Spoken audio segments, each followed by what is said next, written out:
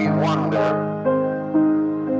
whether or not what we learn or what we hear can really make a basic change in ourselves or solve problems which are rooted within our own natures.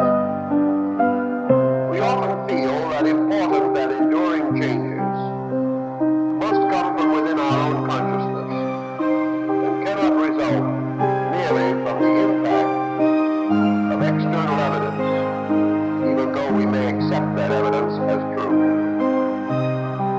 Actually, we do have to change from within ourselves, but it is quite possible, as history and case history demonstrate, for the individual to change from within himself as a result of the improvement of his knowledge. In other words, the attitude which we hold toward life is our own, but it is conditioned by a growing intelligence, by an unfolding understanding of how we can improve our own conduct.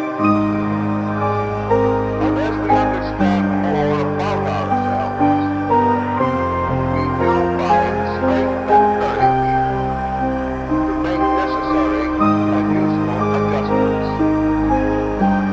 Within each of us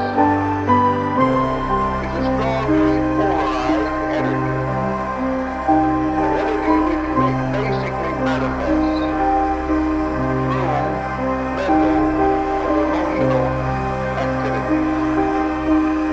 These in turn react upon the physical body and cause its various adjustments and adaptations to both the inner life and the environment in which we live.